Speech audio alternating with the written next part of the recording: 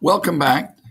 Today we'll be talking about chapter 3, section 2 of the textbook, The Americans. Section 3 is the commercial North. And let me get it right this time. It is actually chapter 3, section 3.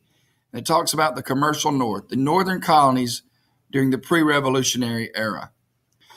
The northern colonies, unlike the South, were predominantly urban.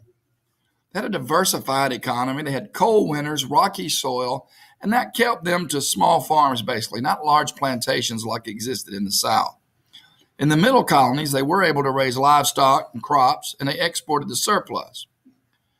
In New England itself, due to this lack of crops, or in reality, any large amount of livestock, they actually spent most of their time doing commerce, serving as the conduit, I guess you could say almost the middleman for goods and services between the other colonies and England.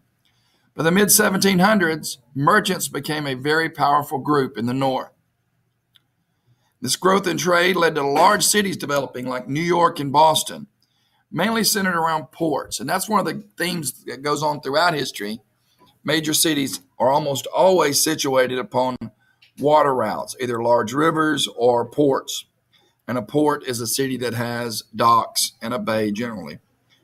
Philadelphia, the second largest city in the British Empire, had an urban plan. So imagine this, larger than Manchester, larger than Liverpool, second only to London, and eventually it would become bigger than London. The Northern society is much more diverse, or was much more diverse than the Southern colonies. Not only was there a large influx from the Germans, Scotch, Irish, and the Dutch, you also had Jews, you had Eastern Europeans, you had Native Irish, but the immigrants did encounter prejudice. And as you continue to move further on the frontier, more clashes with Native Americans. There was much less slavery in the North than in the South, but prejudice still exists. Just because you eradicate slavery does not mean you necessarily eradicate prejudice. Slaves in the North had more legal rights, but they were still restricted.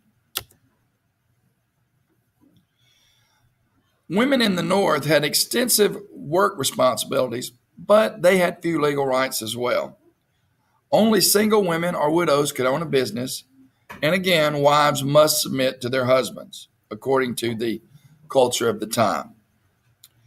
In Salem, Massachusetts, and we will watch a video on this, in Salem, Massachusetts, you had the famous Salem witch trials, which began in 1692, where false accusations of witchcraft led to people being executed. Many of the accusers were poor, and they brought charges against the rich. This is an example of socioeconomic factors, hysteria, and religious fervor all bleeding into something that turned into be very disastrous. Several victims were women who were considered too independent, such as a tavern owner. The Enlightenment that you studied in the 8th grade had an impact upon the colonies. For centuries, philosophers used reason and science to explain the world.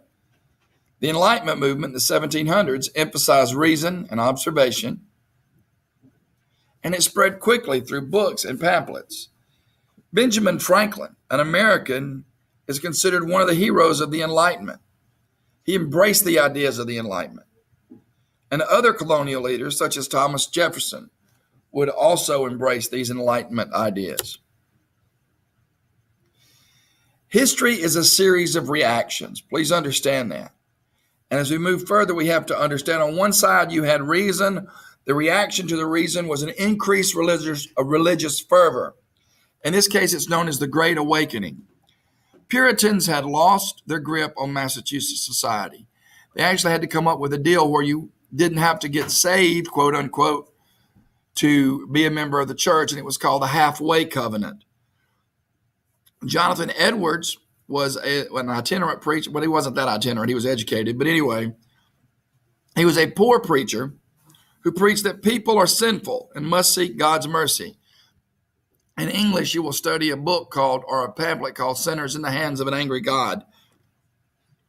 This led to a religious revival of the 1730s and the 1740s, known as the Great Awakening. Native Americans, African Americans, people from all over joined the new churches that popped up. Baptists, Methodists, other groups sprang out of pretty much the mist. Some of these groups had been pre-existing, but as a result of the Great Awakening, they really multiplied and expanded. As a result of most religious fervor, interest in learning increases in the academic areas. Colleges were founded. However, in scientific areas, the interest in learning tended to decrease. Both movements, both the Enlightenment and the Great Awakening, questioned authority, and they stressed the importance of the individual. That concludes Section 3, Chapter 3 of the Americans. I will see you on the next lecture, Section 4.